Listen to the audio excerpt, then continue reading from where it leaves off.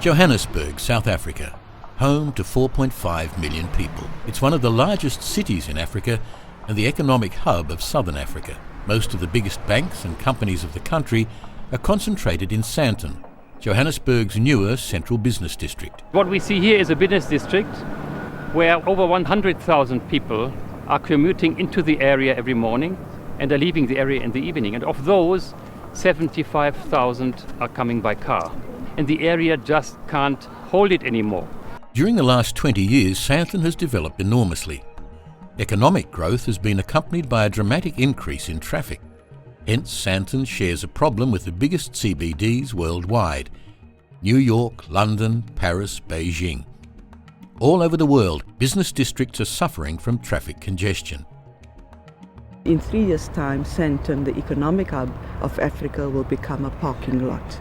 That's the basic truth of the whole issue. Reality, however, is that people still choose to be in their cars, but they are choosing the route to be in traffic. And we are saying to those people who remain in traffic that, in fact, you are not in traffic, you are the traffic. To address these problems, Johannesburg took a firm decision. Mayor Parks Tau and his team decided to host the EcoMobility World Festival 2015. A series of such festivals was initiated by ICLEI, the global network of local governments for sustainability, turning neighbourhoods EcoMobile for 1 month to demonstrate innovative and forward-thinking urban transportation culture. This is not just to decrease emissions, but also to give more space to people and to non-motorised and public means of transport instead of cars. Ecomobility, the priority for walking, cycling, wheeling and using public transport in a smart and interconnected way, is the future for our cities. The way we move people and goods in our cities determines how livable they are. In 2013, the first EcoMobility World Festival was launched in Suwon, South Korea. A residential neighbourhood experienced a car-free life for 1 month. The basic idea of the EcoMobility festivals is to demonstrate what a future eco-mobile lifestyle will look like.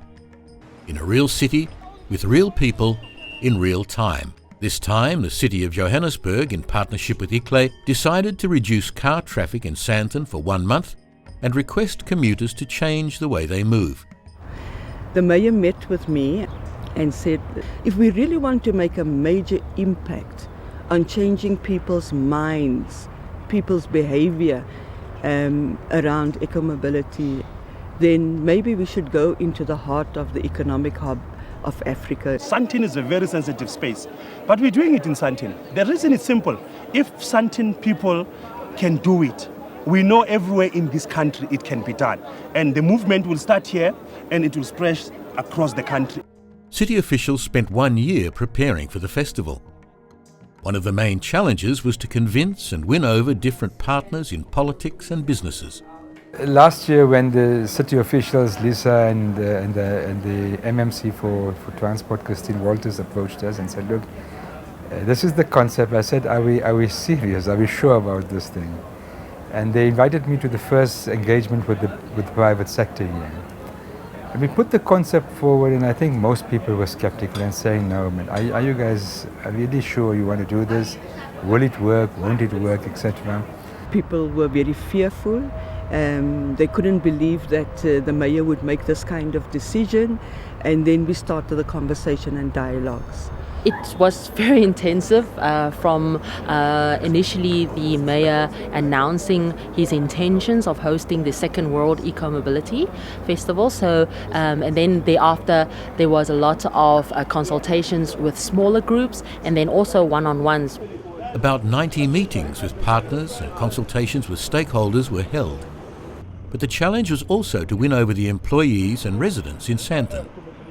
The city ran a large-scale behaviour change campaign using a wide range of media. Good morning. I'm sorry, we're from the Ecomobile. Just want you guys to change the way you move. Well, I think what we wanted to do, and I think what we succeeded to do, is that the word ecomobility is on everybody's lips. So everybody's debating it and talking about it. And by having it in Sandton, we've made sure that we touch more residents than probably in any other part of the city. And I'm not talking only about middle-class residents with cars, but also many, many people work in Sandton. Many people travel in public transport for a long time from different parts of the city into Sandton. From the beginning, the city opened a floor for discussions. During the first week of the festival, the Mayor's Imbizo, a public dialogue event, and expert sessions were held. Radio and TV stations broadcast about the dialogues. Thousands of citizens and hundreds of international experts participated in the discussion on transportation politics or gave their input through social media. One thing that is very interesting for sustainable transport enthusiasts or eco-mobility enthusiasts to learn is the stakeholder participation and how important it is when a city plans for public transport systems or improving walking and cycling. And Johannesburg brings that example. Both ICLEI and the mayor has succeeded in getting people to talk. And I think that was one of the biggest achievements we wanted. We wanted people to understand that there could be an alternative to a vehicle congesting the road. Cars dominate Johannesburg. Hence, cycling is considered a dangerous pursuit. The thing that's going to make it safer to ride in Joburg is if more people ride. Every extra cyclist on the road means that as a group we are safe.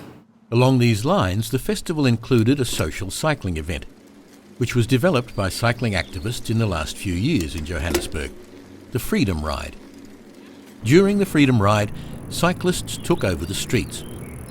More than 5,000 people enjoyed the 28-kilometre ride, starting in Sandton and connecting different parts of the city.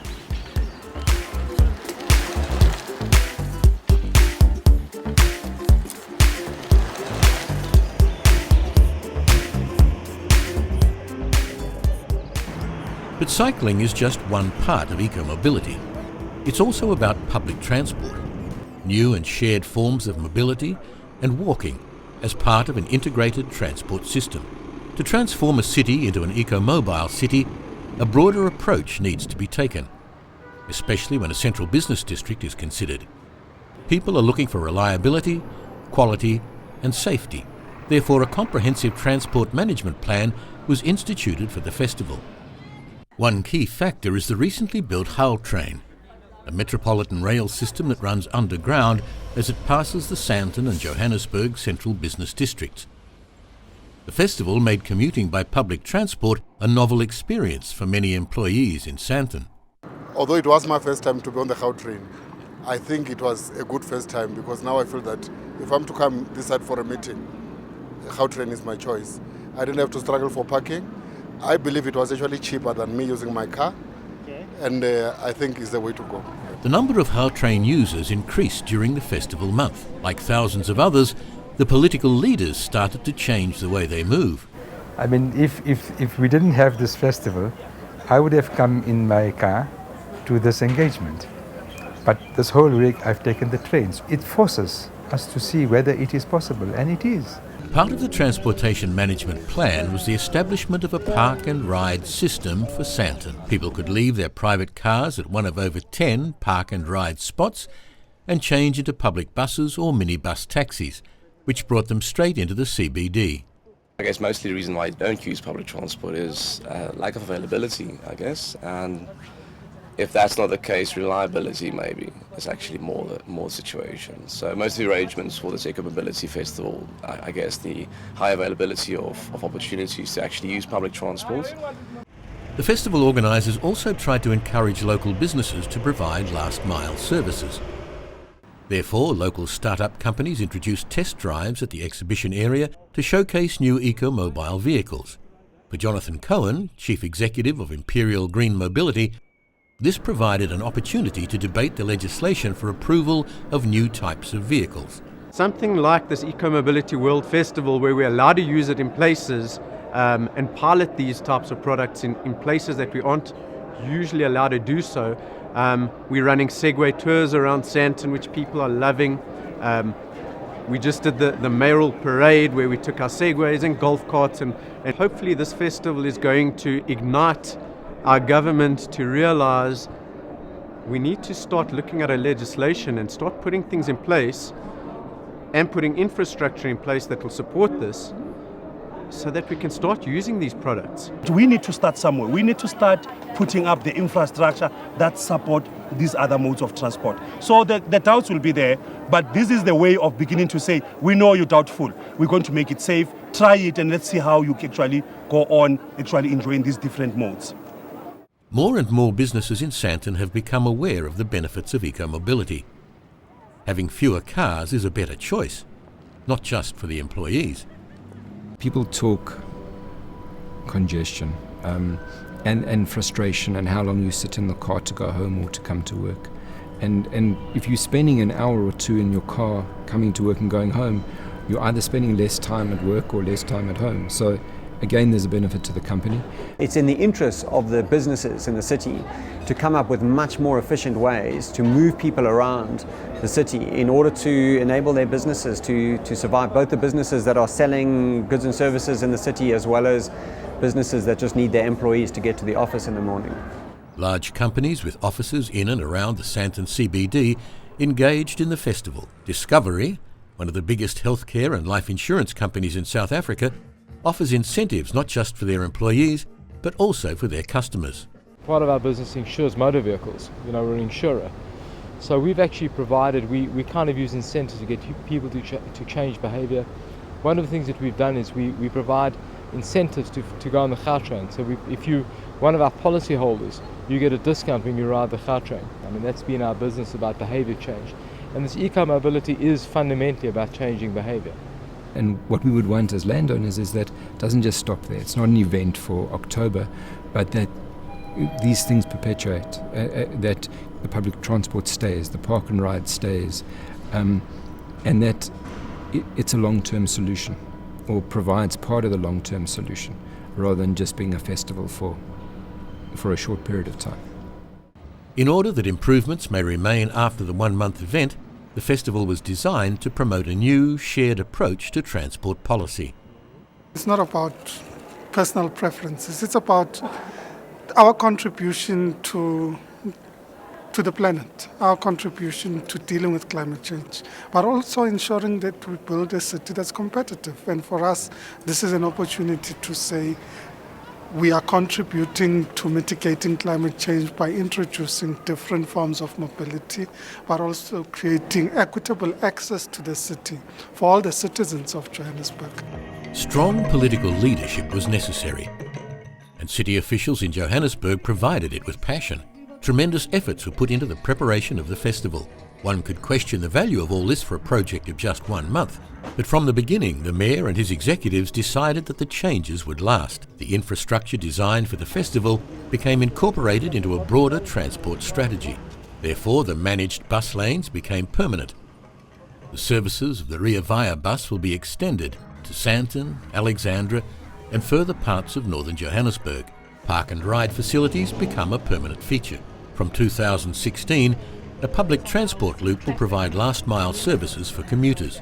New cycle lanes will be created in line with the legislation that requires every city in Gauteng province around Johannesburg to create 10 kilometres of non-motorised routes each year.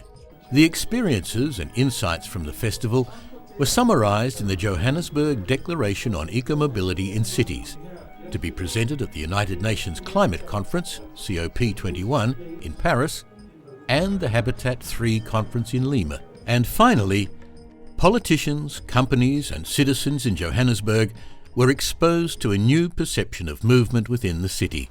All stakeholders realised that it is possible to change the way we move. I think the city of Johannesburg has done something very smart. They have said for a month we'll bring a shockwave through the city. We'll do a festival, we'll block streets, we'll create additional capacity for public transport. This will stir up people's minds. There will be controversial debates. We get things going. We get people probably to develop the readiness to change the way they move. And then, of course, with additional consultation, what should be remaining after this festival? Which kind of road closures should remain? Which kind of bike lanes should be extended?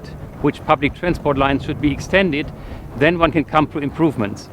But it has created the readiness of people to think that change, that they're not only calling for change, but accepting the change when it happens.